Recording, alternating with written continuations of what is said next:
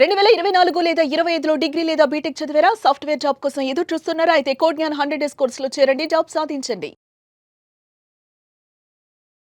నమస్తే, welcome to Suman TV. నేను మీ anchor Shri. ప్రస్తుతం మనతో పాటు ఉన్నారు వైదిక్ ఆస్ట్రాలజర్ ఉమా గారు. గురుగ్రహం మార్పిడి వల్ల విభిన్నమైన మార్పులు ద్వాదశ రాశుల మీద పడే అవకాశం ఎక్కువగా ఉంది అని చాలామంది దీని గురించి చర్చించడం మనం చూస్తున్నాం. అందులో భాగంగానే మరి ఈ గురుగ్రహం మార్పిడి వల్ల ఎలాంటి ఎఫెక్ట్ ఉంటుంది, ఏ రాశుల వారికి, దీని గురించి మనతో మాట్లాడడానికి ఉమాగారు ఉన్నారు. అడిగి తెలుసుకునే ప్రయత్నం చేద్దాం. నమస్కారం ఉమాగారు. నమస్తే అమ్మా. గురుగ్రహం మార్పిడి వల్ల ముందుగా మేషరాశి వారికి దీని యొక్క ప్రభావం ఏ విధంగా ఉండబోతుంది? అంటే విద్యాపరంగా కావచ్చు, ఉద్యోగపరంగా కావచ్చు, వ్యాపార పరంగా కావచ్చు, అంటే ప్రతి ఒక్క దాంట్లో ఈ గురుగ్రహం ప్రభావం అనేది మనకి చూపిస్తుందంటారా? సో దాని నుంచి మనం ఎలా ముందుకెళ్ళాలి, ఎలాంటి జాగ్రత్తలు పాటించాలి అంటారు ఉమాగారు? తప్పకుండా అమ్మా. ఈ గురుడు అనేటువంటి ప్లానెట్ ఏ చార్ట్లోనైనా సరే, లేదా ఏ జాతకంలో అయినా, ఏ గోచారంలో అయినా చాలా ఇంపార్టెంట్ అండి.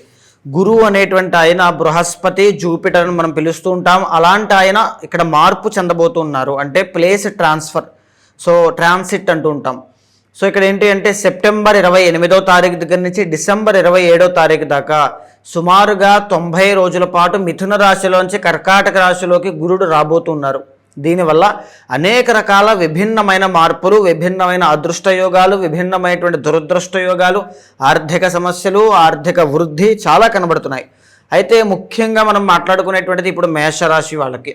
సో మేషరాశి వాళ్ళకి గురుడు అనేటువంటి ఆయన 9th and 12th లార్డ్, 9, 12వ స్థానాలకు అధిపతి గురుడు అండి. ఆయన ఇప్పుడు ఎక్కడున్నారు అంటే 4th హౌస్లో ఎగ్జాల్టేషన్లో ఉన్నారు, అంటే రాబోతున్నారు అనమాట ఇప్పుడు మనం చెప్పుకునే ట్రాన్సిట్లో.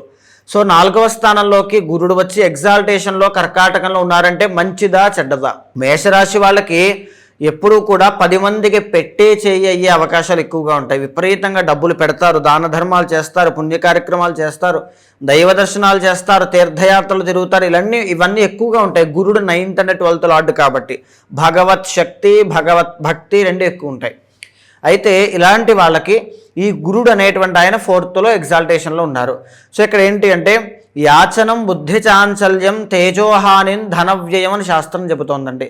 అంటే ఏంటి అంటే మనీ విషయంలో ప్రాబ్లమ్స్ అనేటువంటివి రావడం. బుద్ధి చాంచల్యం అంటే ఏంటి అంటే మానసికంగా నిలకడ లేకపోవడం, ఒక ఆలోచన మీద స్థిరంగా ఇది చేస్తాను, ఇది చెయ్యను, ఈ రకంగా. ఎందుకు అంటే చూడండి, మేషరాశిలో అశ్విని ఉంటుంది, భరణి, కృత్తిక 1వ పాదం. అశ్వినికి అధిపతి కేతువు. సో ఆ కేతు అధిపతి ఉన్న వాళ్ళు జనరల్లీ ఇలాంటి స్వభావంతోనే ఉంటారని మనం చాలా సందర్భాల్లో చెప్పుకున్నాం. భరణి marital లైఫ్లో ప్రాబ్లమ్స్కి కారణమైనటువంటి దానికోసం చెప్పుకున్నాం. కృత్తిక ఆ కోపము, యాంగర్ ఇష్యూస్ కోసం చెప్పుకున్నాం. సో ఇక్కడ ఏంటి అంటే యాచనం, బుద్ధి చాంచల్యం, తేజోహానిన్, ధన వ్యయం. అంటే తేజోహాని అంటే ఏంటి అంటే శరీరం యొక్క కాంతి తగ్గుతుంది. శరీరం కాంతి తగ్గడం అంటే ఏంటి అంటే ఆరా, ప్రాణశక్తి అనేటువంటిది తగ్గడం వల్ల హెల్త్ ఇష్యూస్ అనేటువంటివి రావడం కావచ్చు, లేకపోతే కాన్ఫిడెన్స్ లెవెల్స్ అన్ని తగ్గడం కావచ్చు, మనీ బ్లాకేజెస్ అనేటువంటివి రావచ్చు, ఖర్చులు విపరీతంగా పెరిగే అవకాశం ఉండొచ్చు, అవమానపడేటువంటి పరిస్థితులు రావచ్చు, లేకపోతే పై అధికారులు ఎవరైతే ఉంటారో పనిచేసే చోట వాళ్ళ దగ్గర నుంచి తగువులు కానీ, కలహములు కానీ, మిస్అండర్స్టాండింగ్స్ కానీ రావచ్చు. ఇలాంటి సందర్భాల్లో వీళ్ళకి ఇలా కలుగుతోంది కాబట్టి చాలా జాగ్రత్తగా ఉండాలి. తర్వాత ఏంటి ధన వ్యయం అంటే ఏంటి, విపరీతంగా డబ్బులు ఖర్చు అవుతాయి అని అర్థం అండి.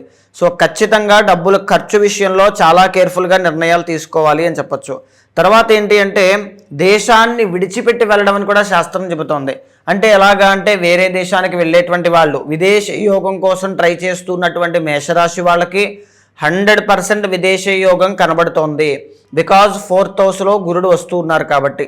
ఇదే కాకుండా అవమానపడేటువంటి అవకాశాలు ఎక్కువగా కనబడుతున్నాయి. మోసపోయేటువంటి సందర్భాలు ఎక్కువగా కనబడుతున్నాయి. మనోవిచారము, ఆందోళన, యాంగ్జైటీ ఇష్యూస్ అనేటువంటి విపరీతంగా పెరిగే అవకాశాలు ఈ యొక్క మేషరాశి వాళ్ళకి గురుడు 4వ స్థానంలో ఉండడం వల్ల కలుగుతుంది. బంధువులతో తగాదాలు అనేటువంటివి, కలహాలు అనేటువంటివి వచ్చే అవకాశములు ఎక్కువగా కనబడుతున్నాయమ్మా. బికాజ్ 4వ స్థానం కుటుంబ స్థానం కాబట్టి గృహ సంబంధిత ఇబ్బందులు అనేటువంటివి కనబడతాయి. ఇల్లు కట్టుకునేటువంటి వాళ్ళు, కొత్త ఇల్లు కొనుక్కోవాలని కోరుకునేటువంటి వాళ్ళు, ఈ లోన్స్ కానీ లేకపోతే వీటికి సంబంధించిన వ్యవహారాలు ఉన్న వాళ్ళకి పెండింగ్ పడే అవకాశాలు ఎక్కువగా ఉంటాయి. ఎవరైతే వివాహాది శుభ కార్యక్రమాలు పెట్టుకున్నారో పోస్ట్ పోన్ అయ్యే అవకాశాలు కూడా మేషరాశి వాళ్ళకి గురుబలం లేకపోవడం వల్ల కలుగుతోంది. సంతానం విషయంలో ప్రయత్నం చేస్తున్న నిరాశ నిస్పృహలు కలిగే అవకాశం కనబడుతోంది. ఆర్థిక రుణ బాధల విషయంలో జాగ్రత్తగా ఉండాలి. హయ్యర్ ఎడ్యుకేషన్ విషయంలో, ఎందుకంటే 4th అంటే గోచారంలో వృత్తి వ్యాపారంతో పాటుగా ఉన్నత విద్య అనేటువంటిది కూడా వస్తుందమ్మా. సో హయ్యర్ ఎడ్యుకేషన్ విషయంలో జాగ్రత్తగా ఉండాలి. వృత్తి వ్యాపారాల్లో ఏదైతే పని చేస్తుంటారో జాబ్స్ కానీ బిజినెసెస్ కానీ ఇన్వెస్ట్మెంట్స్ కానీ వాటిల్లో కూడా చాలా జాగ్రత్తగా నిర్ణయాలు తీసుకోవాలి. అయితే ఇక్కడ వీళ్ళకి బాగా కలిసి వచ్చినటువంటిది ఇప్పుడు దాకా మనం గురుడు చెప్పుకున్నాం. కానీ హోల్ చార్ట్లో మనం చూస్తే శని అనేటువంటి ఆయన 11వ స్థానంలో ఉన్నారండి. 11వ స్థానంలో శని రాహులు రావడం వల్ల వీళ్ళకి యోగించబోతోంది. అంటే గురుడు అనేటువంటి ఆయన కొంచెం డల్ అయ్యారు, కానీ శని రాహులు ఇద్దరు కూడా వెరీ పవర్ఫుల్గా మారారు. దీనివల్ల విపరీతంగా మనీ ఆర్ ఫేమ్ ఆర్ జీవితంలో ఒక సక్సెస్ అనేటువంటిది చూసే అవకాశాలు కూడా ఉంటాయి. కానీ గురుబలాన్ని మాత్రం ఖచ్చితంగా పెంచుకునే ప్రయత్నం చేయండి. మరి దీని ప్రభావం ఎన్ని రోజులు ఉంటుందంటారు ఈ మేషరాశి మీద ఉమాగారు? తప్పకుండా అమ్మ, ఈ సెప్టెంబర్ 28వ తారీఖు దగ్గర నుంచి డిసెంబర్ 27వ తారీఖు దాకా 90 రోజుల పాటు గురుడు ఈ యొక్క కర్కాటకంలో ఉంటారండి. అయితే ఈ 90 రోజుల్లో కూడా 45 రోజులైతే వక్రించకుండా రుజుమార్గంలో ఉంటారు. 45 రోజుల తరువాత వక్రించి మళ్ళీ మిథునం వైపు చూడడం వల్ల ఫస్ట్ 45 డేస్ కొంచెం జాగ్రత్తగా ఉండాలి. ఆ తర్వాత 45 డేస్ కూడా మిశ్రమ ఫలితాలే ఉంటాయి. కాబట్టి ఈ 90 రోజులు కూడా చాలా కేర్ఫుల్గా ఉండాలమ్మా. అంటే ఎలాంటి పరిహారం చేసుకోవాలి అంటారు ఇప్పుడు గురుగారు? సో మేజర్లీ ఎవరైతే మనీ విషయంలో ప్రాబ్లమ్స్ అనేవి చూస్తున్నారో, లేకపోతే ఫేమ్ విషయంలో ఫేమ్ కావాలి, నేమ్ కావాలని కోరుకుంటూ ఉన్నారో, లేదు అనుకుంటే గురుబలం పెరగాలని జనరల్ ఎందుకు కోరుకుంటారంటే వివాహం కావడం లేదండి మా అబ్బాయికి, గురుబలం పెరగాలి. సో గురుబలం పెరగాలంటే ఏం చేయాలి? ఇలాంటి సందర్భాల్లో దత్తాత్రేయ స్వామి వారి యొక్క ఆరాధన కానీ గురు చరిత్ర పారాయణ కానీ చేసినట్లయితే వివాహాది శుభ కార్యక్రమాలు, సంతానాది శుభకార్యాలు అన్నీ కూడా ఇంట్లో శుభం జరిగే అవకాశాలు ఎక్కువ ఉంటాయమ్మా. అంటే ఇంకా ఎవరికైనా కూడా ఉమ్మగారు మీరు చెప్పినట్టుగానే రాశుల వారీగా ఎవరికైతే ఈ గురుగ్రహం వల్ల అనేక రకాల సమస్యలు ఎదుర్కొంటారో వాళ్ళు కనుక పరిష్కారం చేసుకోవాలి అనే వాళ్ళు ఎవరైనా కూడా మీ దగ్గరికి రావాలి అంటే ఏ విధంగా మిమ్మల్ని అప్రోచ్ అయ్యే ఛాన్స్ ఉందంటారు? తప్పకుండా అండి. అలాంటి వాళ్ళు ఎవరైనా సరే మీకు కింద కనిపించిన నెంబర్కి కాల్ చేస్తే మా వాళ్ళు మీకు పూర్తి వివరాలు అందిస్తారు. తప్పకుండా మీ యొక్క పర్సనల్ చార్ట్ కూడా చాలా ఇంపార్టెంట్ అమ్మా. ఎందుకు అని అంటే గురుడు అనేటువంటి ఆయన పర్సనల్ చార్ట్లో బలంగా లేకపోతే ఇక్కడ ఉన్నటువంటి గోచార గురుడు కేవలం 40% మాత్రమే ఎఫెక్ట్ చేస్తూ ఉంటారు. మిగిలిన 60% ఆయన చేతుల్లో ఉంటుంది. కాబట్టి ఆయన యొక్క బలాన్ని గమనించి నిర్ణయాలు తీసుకోవాలి.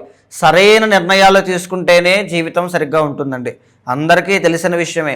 సో 100% అలాంటి వాళ్ళు ఎవరైనా ఉంటే మీకు కింద కనిపించిన నెంబర్కి కాల్ చేయండి. మా వాళ్ళు మీకు పూర్తి వివరాలు అందిస్తారు. మీ జాతకాన్ని చూసిన తర్వాత గోచారంతో సమన్వయం చేస్తూ ఏదైనా దోషాలుంటే శాంతి పరిహారములు ఆచరింపజేసి భగవత్ అనుగ్రహం కలిగేలా చేస్తాను. థ్యాంక్ యూ ఉమా గారు. Thank you so much. నమస్తే అమ్మా.